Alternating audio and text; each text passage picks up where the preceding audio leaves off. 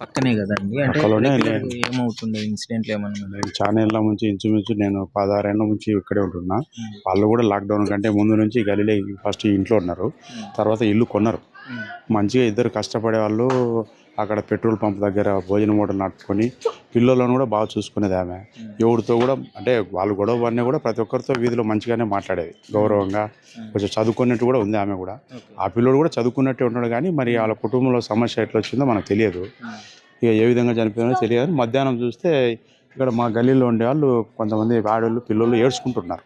ఏందని చూస్తే నేను ఇంట్లో నుంచి బయటకు వచ్చిన చూడంగానే ఇట్లా పలానా వాళ్ళు చనిపోయిందని ఊరేసుకున్నారు. చీరలకు వేసుకున్నట్టు ఉంది. చీర. చీరలకు మరి ఇది ఎట్లా జరిగిందో తెలియదు. అబ్జర్వేషన్ పోస్ట్ మార్టంలో తెలియాలనో లేకపోతే విచారణలో తెలియదు. కుటుంబం అయితే మంచిదే. అనుకోకుండా పరిస్థితి ఏర్పడింది. ఆ విధంగా జరగడం బట్టి మేము కూడా ఆ చిన్న పిల్లలను ఆమెను చూసినప్పుడు బాధపడుతూనే ఉన్నాం. అందరూ కూడా గల్లీలో ఉన్న వాళ్ళందరూ బాధపడుతూనే ఉన్నారు. ఎప్పుడంటే ఆ ఇన్సిడెంట్ జరగకముందు ఎప్పుడు గొడవైంది? ఆ విషయం ఏమైనా తెలుసా మీకు? ఈ మధ్య అయితే నేను చూడలేదు తమ్ముడు. నాకు హాస్పిటల్ నా భార్య బాగాలేక హాస్పిటల్లో పెట్టాము. అయితే అప్పుడప్పుడు గొడవ పడేవాళ్ళు ఆమె కూడా ఊరికెళ్ళి వచ్చింది అని చెప్తున్నారు. అంటున్నారు. నేను కూడా విచారిస్తే రాత్రి వచ్చింది ఊరి నుంచి అన్నారు అంతే. ఇంకా నేను పగులు కూడా పొద్దున పిల్లలు ఉంటే కన్నా ఈ వీధులు ఆడుతుంటారు. మంచిగా ఆడుకొని యాక్టివ్గా ఆ పిల్లలు కూడా తెలివిగా మంచిగా ప్రతి ఒక్కరితో మంచిగా మాట్లాడతారు. పిల్లలతో వీళ్ళందరూ పిల్లలతో పాటు ఆడుకునే పిల్లలు మంచి తెలివిగల పిల్లలు కూడా ఆడుకునే వాళ్ళు. ఇంకా సడన్గా నేను పొద్దున్న నుంచి అయితే చూడలే. మధ్యాహ్నం ఇట్లా పెరుగు పాకెట్లో మధ్యాహ్నం అంటే 10 గంటలకు పెరుగు పాకెట్లో కూడా పోయినా ఏం కనపడలే. పిల్లలు మాత్రం నేను ఉన్నప్పుడు చూస్తుంటే అంతే. అది తమ్ముడు ఏం జరిగిందో తెలియదు. వాళ్ళ పరిశీలన చేస్తే అది చీరలకు వేసుకోవడము ముగ్గురు ఆ చిన్న ప్లేస్లో తాగటం కూడా అది కొంచెం ఎవరైనా చూసినా కూడా సార్ మీకు ఈ విషయం వినగానే అంత చిన్న పిల్లల్ని ఊరేయడం ఆమె ఊరేసుకోవడం ఏమనిపించింది మీకు అసలు? మనం చూస్తే బాధాకరంగానే ఉంది. అది ఏ విధంగా జరిగిందో మరి వాళ్ళ కుటుంబంలో ఉన్న వాళ్ళని పరిశీలన విచారణ చేసి ఇంట్రాగేషన్ చేస్తే బయటపడుతుంది అనేటువంటి ఆలోచన నేను ఈ మధ్య కాలంలో ఇలాంటి ఇన్సిడెంట్ చాలా జరుగుతున్నాయి. పిల్లల్ని చంపేసి తల్లిదండ్రులు చనిపోవడం అంటే మీ కళ్ళ ముందు తిరిగిన పిల్లలు కదా. అంటే వాళ్ళంత ఆమె అంత మూర్ఖురాలు కాదు. ఆ పిల్లలు కూడా అంత మూర్ఖులు కూడా కాదు. పిల్లలు కూడా యాక్టివ్ పిల్లలు తెలివిగలలు. చిన్న పిల్లలే కానీ సంస్కారం కలిగిన ఎవరిని కూడా ఈ పిల్లలను బాగా మాట్లాడాలి కానీ మీతో కూడా బాగా మాట్లాడేవాళ్ళు. మంచి పిల్లలు పిల్లలు ఆ విధంగా మరి కనీసము మధ్యాహ్నం పూట కదా కేకలు పెట్టాలి వాస్తవంగా. అంటే వేసుకునేటప్పుడు చిన్న సౌండ్ ఇప్పుడు ఒకరికి వేసినప్పుడు ఇంకొకడన్నా ఏడ్చాలి కదా వాస్తవంగా. మామూలుగా అంటే మనం చూడలేదు కానీ మన ఆలోచన ప్రకారము ఒక పిల్లోడు ఆమె వేస్తుందంటే ఒకడు ఏడ్చాలి కేకలు పెట్టాలి కదా. కేకలు కూడా పెట్టేదానికి ఏం పెద్ద గల్లీ కాదు కదా, చిన్న గల్లీ వినిపిస్తుంది కానీ ఏం సౌండ్ లేదు.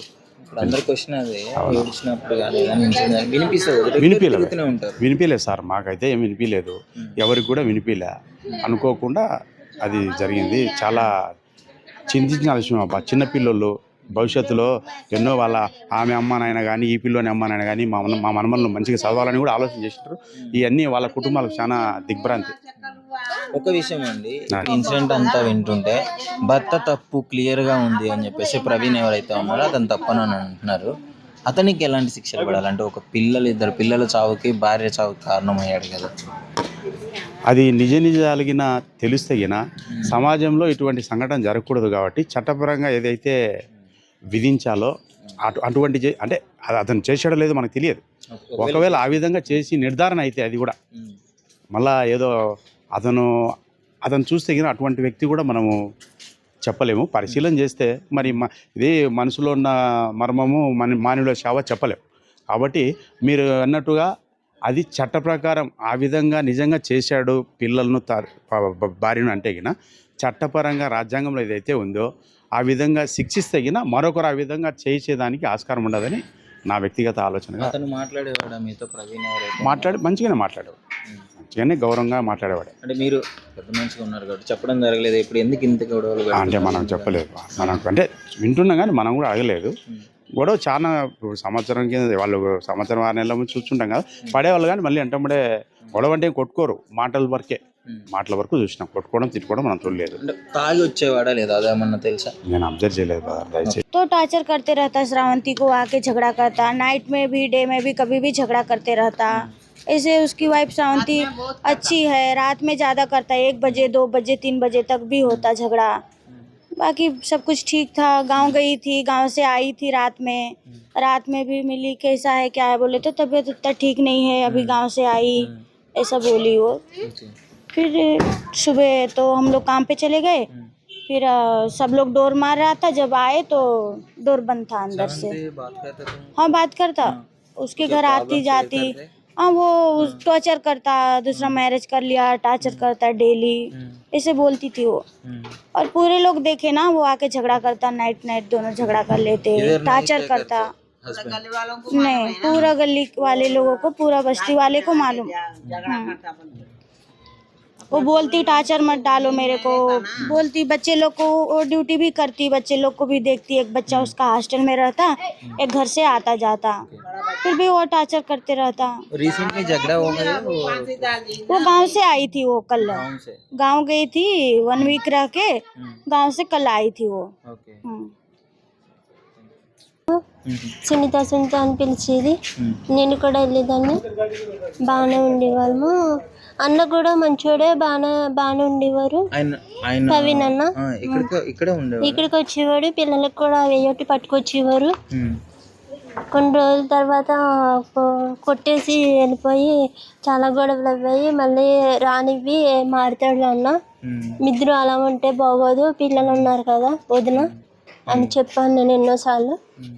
వద్దు సునీత, నాకు ఎన్ని చెప్పలేను నేను అని అన్నది నాతోని.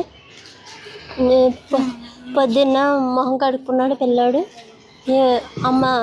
అమ్మకు చెప్తాను రా, బాల్ తగిలింది నాకు, అమ్మకు చెప్తాను అని భయపెట్టాను నేను. అంటే బాగానే ఉన్నారు అంతవరకు, ఈవినింగ్ వరకు బాగానే ఉంది. ఈవినింగ్ వరకు బాగానే ఉంది. మీకు ఎప్పుడు తెలిసింది ఇన్సిడెంట్ ఇట్లా ఊరేసుకున్నారని చెప్పేసి? నాకు అన్న వచ్చాక తెలిసింది. ప్రవీణ్ అన్న ఆయనే వచ్చాడా? ఆయన వచ్చి డోర్ కొట్టాడు. అన్న నేను ఏమైంది అన్న అంటే, వదిన డోరు తీయట్లేదు, సెవెంత్ వదిన అని చెప్పాడు. సెవెంత్ డోర్ తీయ అని నేను అన్నాను. కొట్టాక అందరూ వచ్చారు, కిటికీలు అన్నీ తీశారు. అంటే ఆయనకి రెండో పెళ్ళి అయింది అని అంటున్నారు కదా, అది మాకు తెలియదు, మీకు తెలియదు. మేము కొత్తగా వచ్చాం కదా అన్న. ఓకే. అందుకని కాకపోతే ఇక్కడికి వచ్చేవాడు, ఇక్కడే ఉండేవాడా లేకపోతే వెళ్ళిపోయేవాడా? వెళ్ళిపోయేవాడు.